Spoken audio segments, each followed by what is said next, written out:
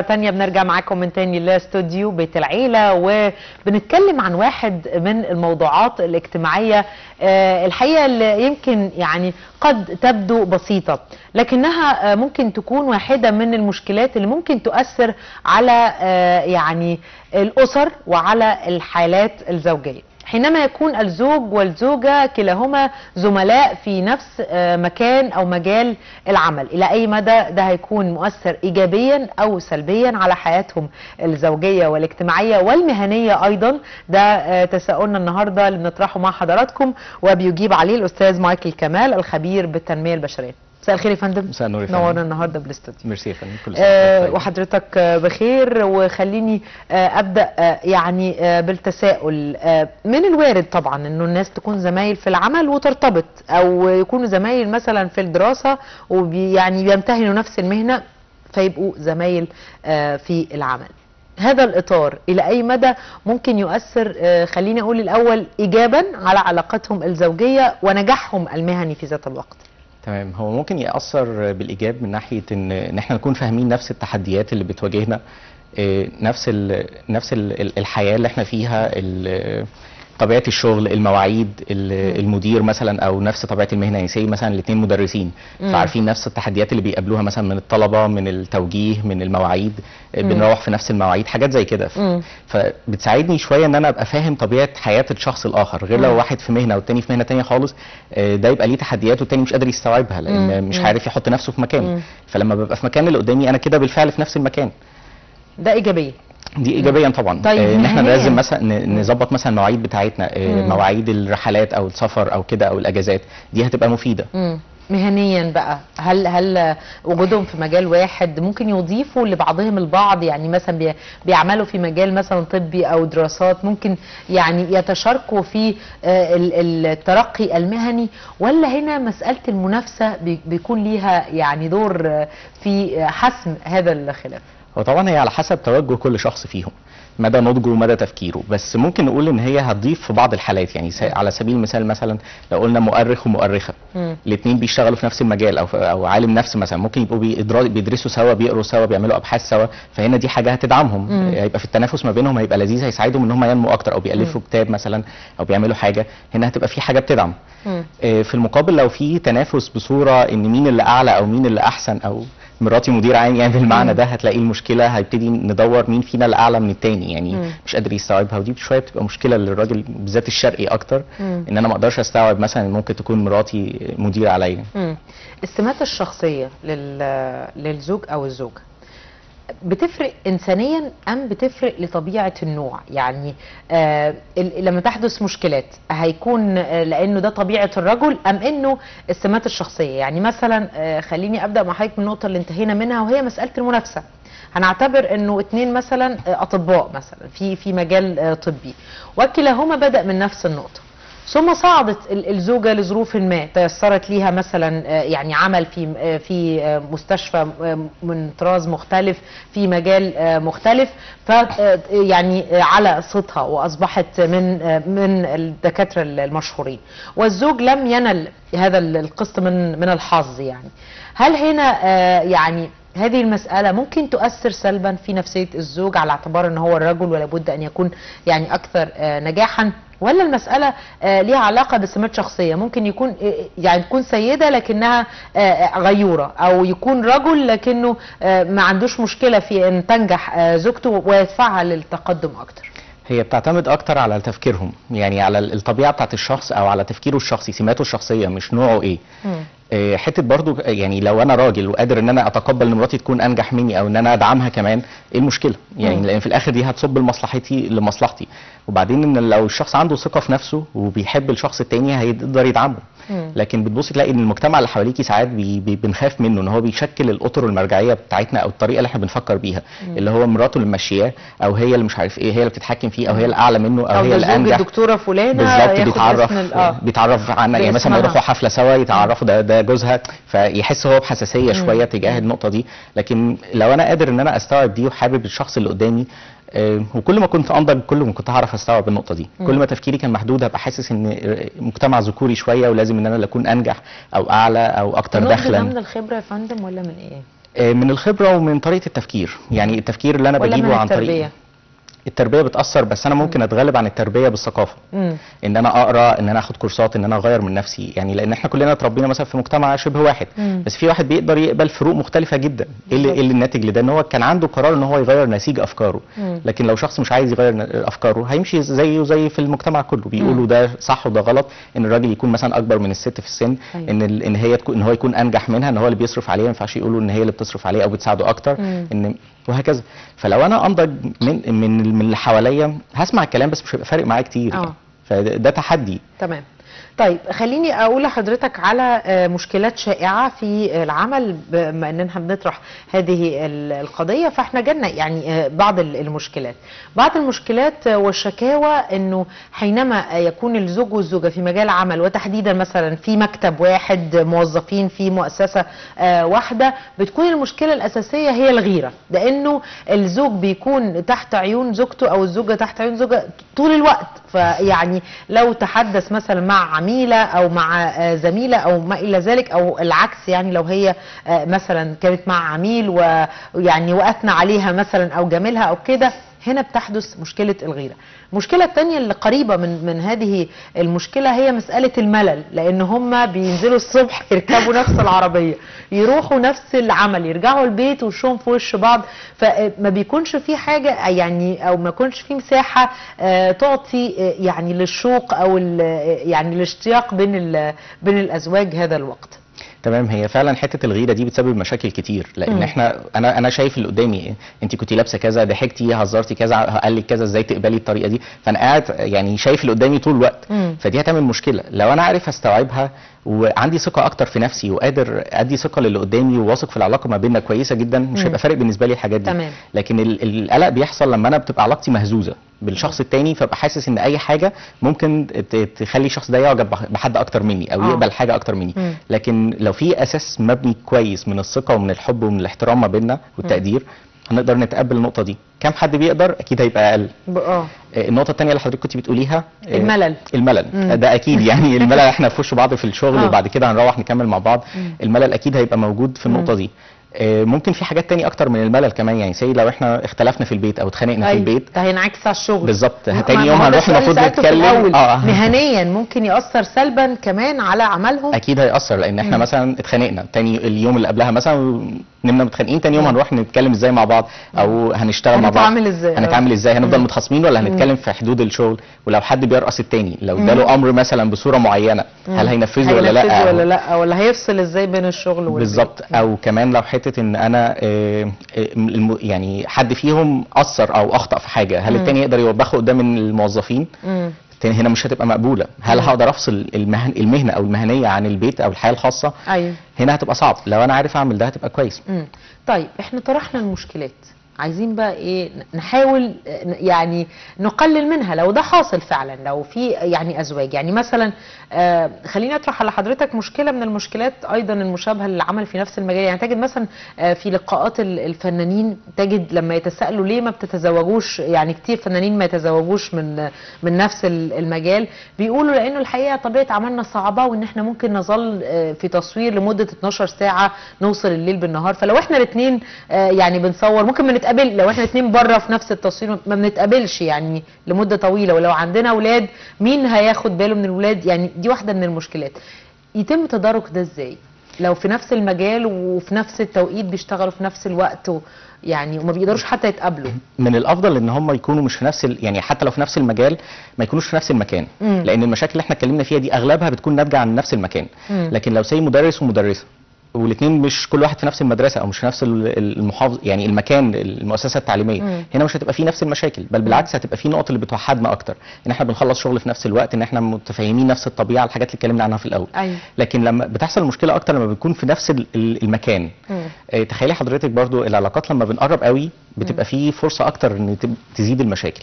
تخيل ان احنا موجودين، يعني يتفهم طبيعه يعني تعتقد مثلا انه اللي ممكن يشتغل ده 12 ساعه ورا بعض، او يعني يقعد يومين بره البيت، هيتفهم ان زوجته ممكن تعمل ده في عملها؟ على حسب هو كان متخيل ده من الاول. أيوة. ولا اتفاجئ بالموضوع، يعني انا باني على انهي نقطه، انا عارف في الاول ان دي طبيعه شغلي. ده بالعكس في ناس ساعات بتلجأ لده، يقول لك لان انا طبيعه شغلي خاصه. أيوة. عايز حد يتفهم النقطه دي، وهي تفهم طبيعه المعجبات مثلا بيه، وانه فهو يقدر يقبل نجمه. فهي بترجع للسمات الشخصيه لكل واحد فينا اكتر، مش لان مش اسطمبه او حاجه ثابته. فلو انا شايف ان دي نقطه ميزه او سبورتيف بالنسبه لي وبتدعمني ان احنا نقدر نكون مع بعض في العلاقه ونبنيها، اوكي. مش شايف دي من الافضل ان انا ما ادخلش فيها، او ان احنا ما نكونش في نفس المكان. ده حلها بصوره افضل ان احنا ما نكونش في نفس المكان، يفضل يعني. هنقلل الاحتكاك يعني. تمام. خليني يعني مع حضرتك ومع مشاهدينا هنتابع تقرير حول موضوع فقرتنا مع حضراتكم، ونرجع لكم مرة تانية باستوديو بيت العيد.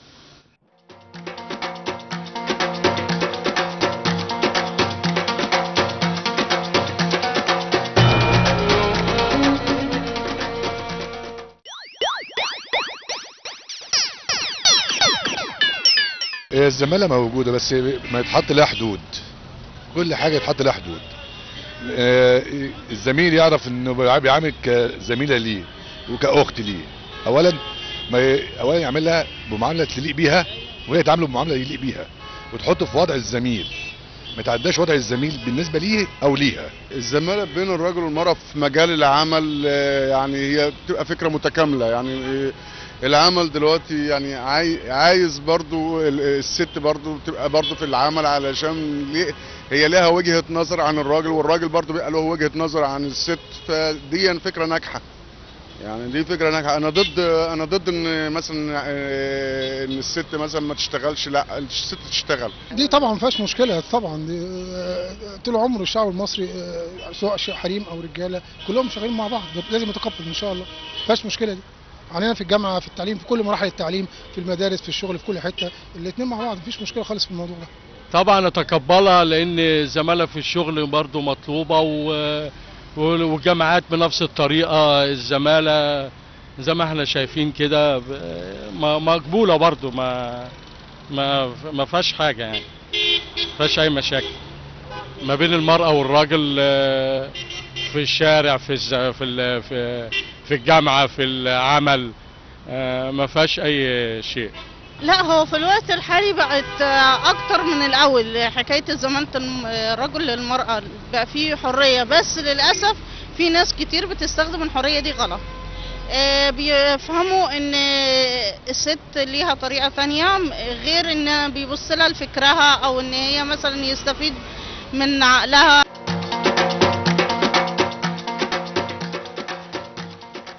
مرة تانية أهلا بحضراتكم بالاستوديو. بجدد الترحيب بالأستاذ مايكل كمال الخبير في التنمية البشرية. مرة تانية أهلا بحضرتك. أهلا بحضرتك. كنا بدأنا في قبل ما نتابع التقرير نتكلم عن مسألة حل بقى المشكلات.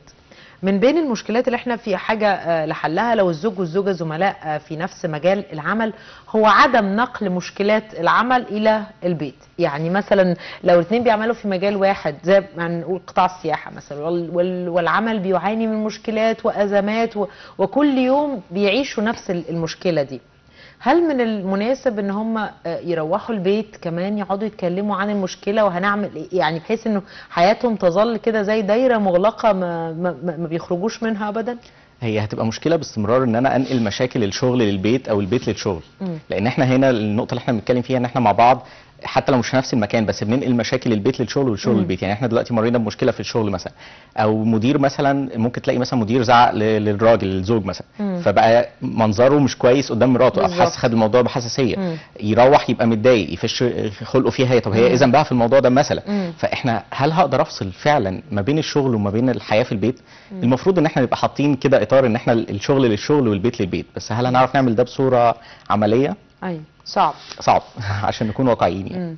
طيب خلينا نتكلم بقى عن المشكلات. يعني ممكن الزوج والزوجه يكونوا زملاء في نفس العمل وفي مكتب مثلا واحد، معاهم عدد من الزملاء وهم متزوجين، وتجد حينما يحدث خلاف تجد مثلا الزوجه تشتكي لزميلتها والزوج يشكي لزميله، وبعدين الزميله ممكن تحكي امام الزميل الاخر عن المشكله، فيرد لا ده الزوج قال، وتبدا المساله تدخل في نطاق انه القيل والقال، وتتحول مشكلات هذا الزواج الى مسار حديث داخل العمل وداخل المكتب.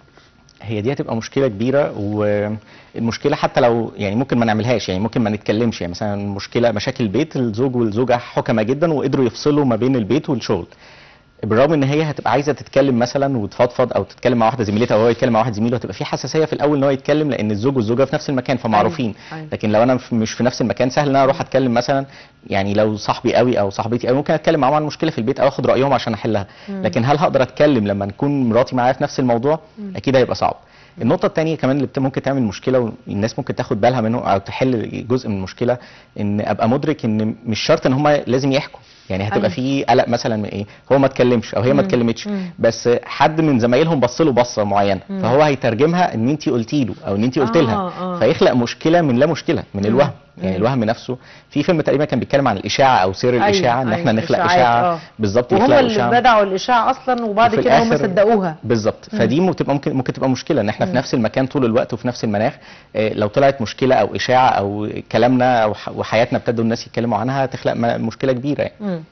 مسألة بقى التواجد في مكان واحد وعلاقته ب يعني الرئيس والمرؤوس، يعني هنفترض ان احدهما مثلا اصبح رئيس للعمل، ازاي ممكن يتعامل بدون حساسية؟ يعني هو ممكن مثلا ان هو يتعامل بشكل عادي مع الزوجة، لكنه ازاي هيثبت للآخرين ان هو يعني سواء الزوج او الزوجة لا يمتع الطرف الآخر بأي مميزات عن باقي أطراف العمل ده؟ في بعض الأحيان بنجد ان هو ممكن يعني يعطي عمل أكتر أو يقسو أكتر على هذا الطرف، حتى لا يقال ان هو بيحابي ليه بصورة كبيرة. بالظبط، ده ممكن يحصل، لان هو عشان ما يتقالش مثلا مراته فبيديها شغل اقل، او جوزها فبتدي له شغل اقل مثلا، فيديها شغل اكتر ويبعتها في سفر وكده، ممكن تلاقيها تترجم بمعنى تاني ان هي عشان مراته بيديها فرصه اكتر ان هي تشتغل، او عشان تاخد ترقيات او كده.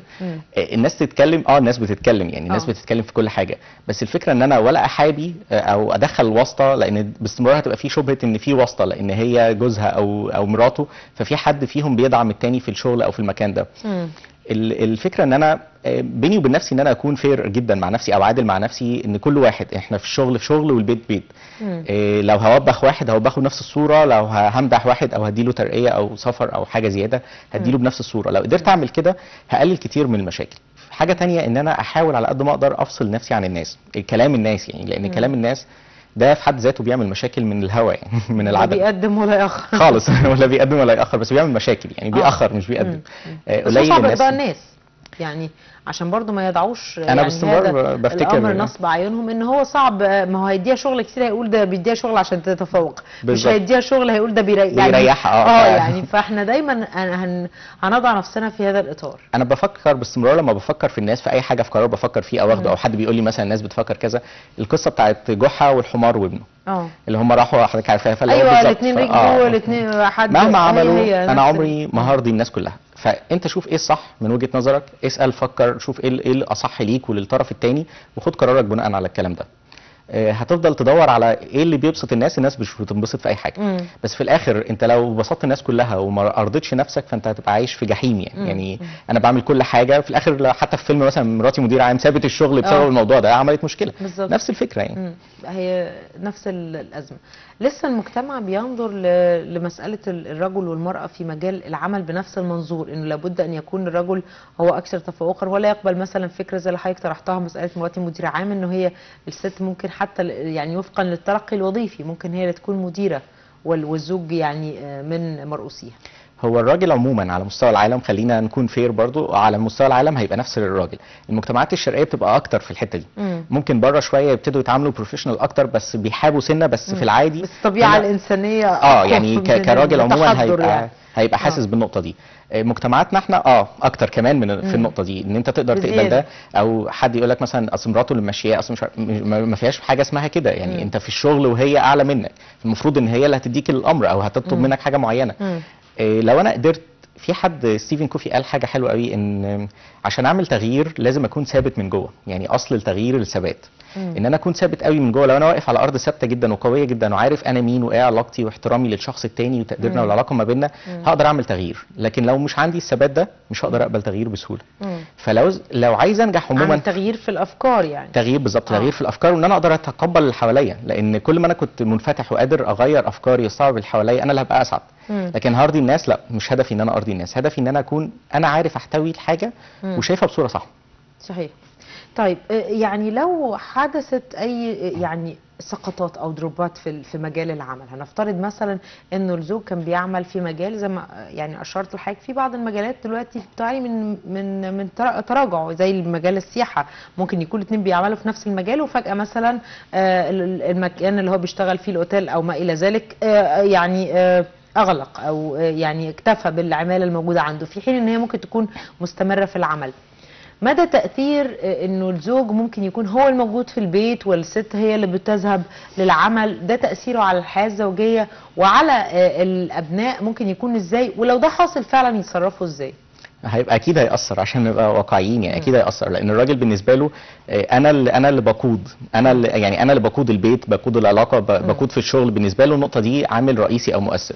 كونه يحس ان هو فاقد الحاجه دي بس لو حسبتيها صح هتكتشفي ان هما الاثنين في الاخر الحياه تكامل، يعني احنا بنساعد بعض عشان البيت، الاثنين بيصرفوا عليه، الاثنين بيقدموا فيه خدمه، بيجيبوا طلبات، بيقدموا حب، بيقدموا تربيه للولاد، ده اللي هينجح البيت او العلاقه. لو انا ببص ان انا اللي المفروض اعمل ده، هيبقى الراجل حاطط لود بزياده على نفسه، حمل بزياده او عبء بزياده على نفسه، وفي نفس الوقت في حاجات مش في ايدنا، يعني زي ما حضرتك بتقولي مثلا قطاع معين اتاثر، ممكن ابقى انا عندي بلان بي او بدور على حاجه تانية هعملها لو في مشكله او في حاجه تجيب لي دخل تاني هفكر فيه. لكن لو سبت كل ده واتمركزت ان بقت مشكله دلوقتي، لما انا بفكر في المشكله بتبقى هي المشكله، ايوه، او بيبقى ليها تاثير اكبر عليا. لو انا بصيت ازاي احل المشكله دي، او ان ايه تاني ممكن اعمله، او اغير الفكري او المهنه بتاعتي، او ادور على حاجه تانية، هقدر استوعب النقطه دي. يبقى بشكل برضو بيعتمد على ثقه الشخص في نفسه. اكيد. المجتمع بقى بيتقبل ده؟ المجتمع يعني انت هتجد في ضغط مجتمعي يعني في هذا الاطار. في ضغط مجتمعي، زي ما قلت لحضرتك، ان انا لو قادر ان انا ابني زياده في نفسي، او احط رصيد في نفسي وثقه اكبر في روحي، وبضيف لنفسي باستمرار، اولا مش هقع في نقطه انه يبقى بيستغنوا عني. ولو استغنوا عني في مكان معين انا بقى ليا قيمه، فاعرف اروح مكان تاني واقدر اضيف القيمه دي. صحيح. ثقتي بنفسي عامل رئيسي، لان طول ما انا مقلق ان العلاقه فيها مشكله، أيوة. مع اول حاجه هبتدي اقول انت عملتي كذا، انت خرجتي او ما تخرجيش، او هصب المشاكل اللي عندي والضغط اللي عندي على مراتي او على اولادي. فلازم ان كل واحد يضيف لنفسه باستمرار، يزود العلاقه او الحب، الترابط اللي ما بيننا بصوره كويسه، لان ده في حد ذاته هيستوعب حاجات كتير قوي، يعني هتبقى حاجه ماصه للمشاكل، لان في حاجه انا واثق في مراتي جدا وهي واثقه فيا جدا، هنقدر نتبادل. زي ما حضرتك قلت لازم يبقى في ارض ثابته علشان ما يحصل اي مشكله، يعني ما تعصفش بهذه الاسره. بشكرك شكرا جزيلا استاذ مايكل كمال، الخبير في التنميه البشريه. شكرا فندم تشريف حضرتك. شكرا لحضرتك، ميرسي. شكرا لحضراتكم لمتابعة فقرتنا وحلقتنا اليوم من بيت العيلة. إن شاء الله غدا هنكون مع حضراتكم في نفس الموعد وحلقة جديدة وموضوعات متنوعة في بيت العيلة. كونوا في انتظارنا، تصبحوا على خير.